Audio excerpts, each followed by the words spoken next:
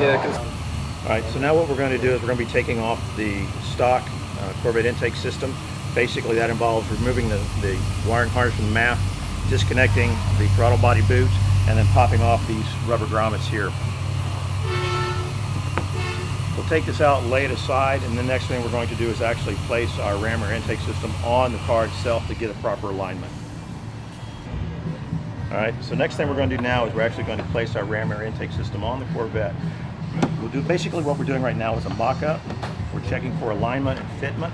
At this point, once we get the intake system centered, we're basically going to take our Sharpie and run a scribe line on either side of the radiator shroud.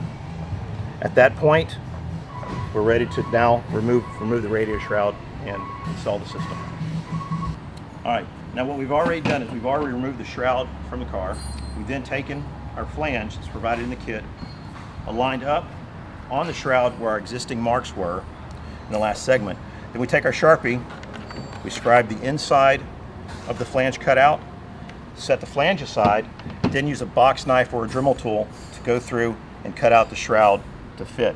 At that point, you'll then place the flange back on, make everything's aligned, and you've got a nice clean cut, and then match drill all the holes to attach the flange to the shroud.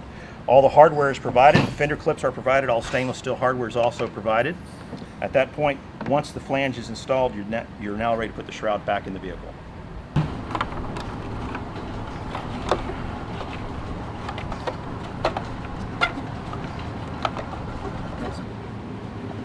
The next thing we're going to do is we're going to install the factory MAF sensor into the new intake system. Basically, this just involves reusing the original screws and so forth like that.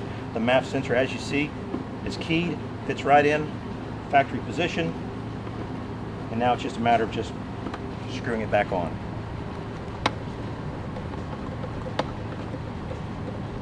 We've already have the shroud reinstalled back on the vehicle. Now what we're going to do is actually place the intake plenum itself on the vehicle. First thing to do is actually install the filter. The filter install is very simple. Apply into the corners like so, and then just push down.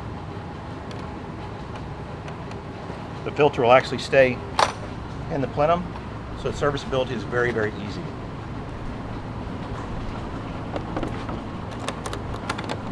Now we just line up our slots.